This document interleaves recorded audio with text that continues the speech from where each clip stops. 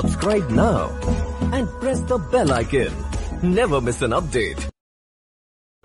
Hello friends, I welcome you all to my channel Edu Shah.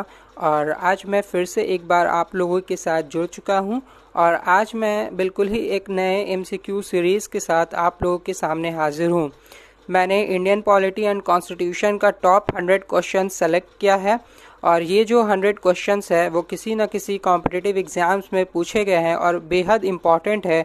आप किसी भी competitive exams की तैयारी करते हो, फिर चाहे वो एसएससी, सीजीएल हो, सीएचएसएल हो या फिर रेलवे का एग्ज़ाम हो या डब्ल्यूबीसीएस का एग्ज़ाम हो, किसी भी एग्ज़ाम में क्वेश्चंस पूछे ही जाते हैं और ये सारे ही क्वेश्चंस काफ़ी इम्पॉर्टेंट है और ये सारे क्वेश्चंस का मैं आंसर बताने वाला हूँ और साथ ही साथ एक्सप्लेनेशन भी दूंगा और उससे जुड़े और भी एक्स्ट्रा पॉइंट्स जो होंगे वो भी मैं आपके सामने बताता जाऊंगा। सो इसलिए ये वीडियो काफ़ी इम्पॉर्टेंट रहने वाला है और ये वाला सीरीज़ टॉप 100 क्वेश्चंस को कवर करेगा इंडियन पॉलिटी का। तो चलिए हम लोग स्टार्ट करते हैं। तो सबसे पहला क्वेश्चन आपकी स्क्रीन पर, number 1, who was the chairman of the union power committee of constituent assembly of India. हमारे कॉन्स्टिट्यूएंट असेंबली ऑफ इंडिया के यूनियन पावर कमेटी के चेयरमैन कौन थे? Option A Sardar Vallabh Bhai Patel, option B doctor BR Ambedkar, option C sir Alladi Krishna Swamy Iyer और option D Pandit Jawaharlal Nehru. तो इस question का सही आंसर होगा पंडित जवाहरलाल नेहरू। एक्चुअली जब इंडियन कॉन्स्टिट्यूशन बना तो उसके बाद वो कई कमिटीज़ में बढ़ गया था और कई कमिटीज़ के ज़रिए वो अपने सारे जितने वर्क्स थे वो किया करते थे। तो उनमें से एक कमेटी जो था वो यूनियन पावर कमेटी था। तो इसके चेयरमैन जो थे वो पंडित जवाहरलाल नेहरू थे। इससे रिलेटेड कुछ इन्फॉर्मेशन जो आपके सामने रखना चाहता हूँ, जैसे कि यूनियन कॉन्स्टिट्यूशन कमेटी, इसके चेयरमैन जो थे वो भी जवाहरलाल नेहरू थे और प्रोविंशियल कॉन्स्टिट्यूशन कमेटी के चेयरमैन सरदार वल्लभ भाई पटेल थे। ड्राफ्टिंग कमेटी के चेयरमैन BR अम्बेडकर थे।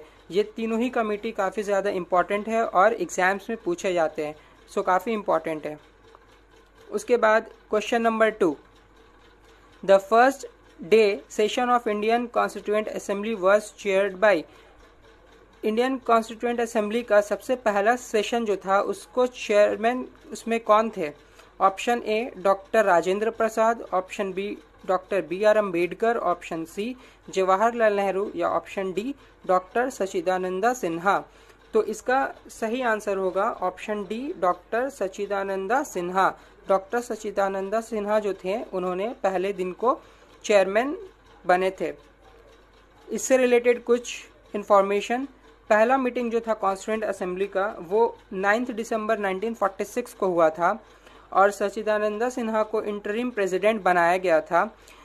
उन्हें इंटरिम प्रेसिडेंट इसलिए बनाया गया था क्योंकि वो कॉन्स्टिट्यूएंट असेंबली में सबसे पुराने मेंबर थे और ये पुराने मेंबर को जो है वो एज अ प्रेसिडेंट सेलेक्ट किया जाएगा। ये फ्रेंच प्रैक्टिस है। तो ये सारे ही पॉइंट्स काफ़ी ज़्यादा इम्पॉर्टेंट है। Next question number 3, the number of members included in the constitution drafting committee was. Drafting committee जो थे उसमें टोटल कितने नंबर ऑफ मेंबर्स मौजूद थे?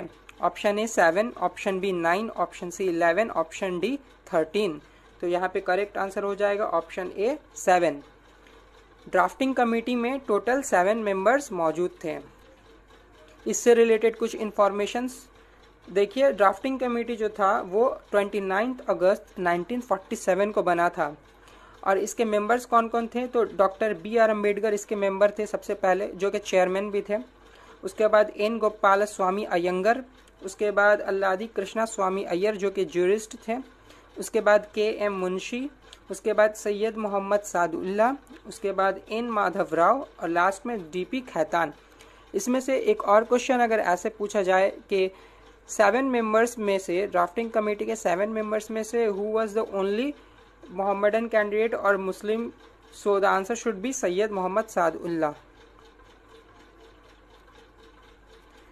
Question number 4, deferment of adult franchisee for 15 years was advocated in Constituent Assembly by। Deferment of adult franchise का जो कि 15 साल का होना चाहिए उसको किसने एडवोकेट किया था? Option A Rajendra Prasad, option B Jawaharlal Nehru, option C Maulana Azad या फिर option D doctor B R Ambedkar. इस क्वेश्चन का सही आंसर है C Maulana Azad. Next question number 5, who proposed the preamble before the drafting committee of the constitution. Drafting committee of the constitution के सामने preamble को किसने प्रपोज किया था? Option number A Jawaharlal Nehru, option number B Maulana Azad, option number C doctor B R Ambedkar या फिर option number D B N Rao. तो इसका सही आंसर होगा Jawaharlal Nehru. A is the right answer. इसके साथ जुड़े हुए कुछ एक्स्ट्रा पॉइंट्स जो कि काफ़ी इंपॉर्टेंट है। सबसे पहला पॉइंट ये है कि प्रीएम्बल इज़ अ प्रीफेस और introduction to the constitution. Preamble जो हम लोगों का होता है वो हम लोगों का कॉन्स्टिट्यूशन का प्रीफेस या फिर इंट्रोडक्शन पार्ट होता है। Objective resolution proposed by Jawaharlal Nehru ultimately became the preamble. Jawaharlal Nehru ने जो ऑब्जेक्टिव रेजोल्यूशन पास कराया था वही जो है हमारा प्रीएम्बल बन जाता है बाद में जा कर के। Idea of preamble was borrowed from USA. Preamble का जो आइडिया है वो हम लोगों ने यूएसए से बोरो किया है। हमारा इंडिया का जो कॉन्स्टिट्यूशन है वो काफ़ी लेंदी है। इसका लेंदी होने की वजह यही है कि हमने डिफरेंट कंट्रीज़ से जो है उनके कुछ कुछ चीज़ों को बोरो किया है और इसी तरह हम लोगों ने प्रीएम्बल जो है वो यूएसए के कॉन्स्टिट्यूशन से जो है वो बोरो कर लिया है। इसके बाद question number 6, who among the following was not a member of constituent assembly. इनमें से कौन जो है वो कॉन्स्टिट्यूएंट असेंबली के मेंबर नहीं थे? Option A Sardar Vallabh Bhai Patel, option B JB Kripalani, option C JP Narayan या option D K M Munshi. Sardar Vallabh Bhai Patel जो हम देखते हैं कि वो कॉन्स्टिट्यूएंट असेंबली के मेंबर थे, जेबी कृपलानी भी थे, के एम मुंशी भी थे। सिर्फ जयप्रकाश नारायण जो थे वो कॉन्स्टिट्यूएंट असेंबली के मेंबर नहीं थे। So answer should be Jayaprakash Narayan. देखिए फ्रेंड्स, महात्मा गांधी और मोहम्मद अली जिन्ना वो दोनों भी कॉन्स्टिट्यूएंट असेंबली के मेंबर्स नहीं थे। ये क्वेश्चन कई बार आता है, ऑप्शन में आपको गिवन रहता है महात्मा गांधी, कभी मोहम्मद अली जिन्ना या फिर कभी जयप्रकाश नारायण। तो ये लोग तीनों ही जो थे वो कॉन्स्टिट्यूएंट असेंबली के मेंबर नहीं थे। इसके बाद question number 7, which of the following countries have an unwritten constitution. इनमें से कौन सी कंट्री ऐसी है जिसके पास लिखी हुई कॉन्स्टिट्यूशन नहीं है, उनके पास अनरिटन कॉन्स्टिट्यूशन है। कॉन्स्टिट्यूशन दो तरह का होता है, एक रिटन कॉन्स्टिट्यूशन होता है और एक अनरिटन कॉन्स्टिट्यूशन होता है। तो इंडिया का जो कॉन्स्टिट्यूशन है वो रिटन कॉन्स्टिट्यूशन है, पाकिस्तान का भी रिटन है, यूएसए का भी रिटन है। सिर्फ यूके एक ऐसी कंट्री है इनमें से, इन ऑप्शन में से यूके ऐसी कंट्री है जिसके पास अनरिटन कॉन्स्टिट्यूशन है। इसके बाद क्वेश्चन नंबर 8 आपके सामने है, the declaration that democracy is a government of the people by the people for the people was made by. ये डिक्लेरेशन किसने दिया था? Government of the people by the people for the people. Option A Abraham Lincoln, option B George Washington, option C Theodore Roosevelt या फिर option D Winston Churchill. तो इसका सही answer होगा अब्राहम लिंकन। अब्राहम लिंकन ने ये declaration दिया था और ये काफ़ी इंपॉर्टेंट है और काफ़ी ज़्यादा फेमस भी है। इसी तरह एक और कोटेशन मैंने डाला है यहाँ पे, आई केम आई सॉ आई कंकर्ड।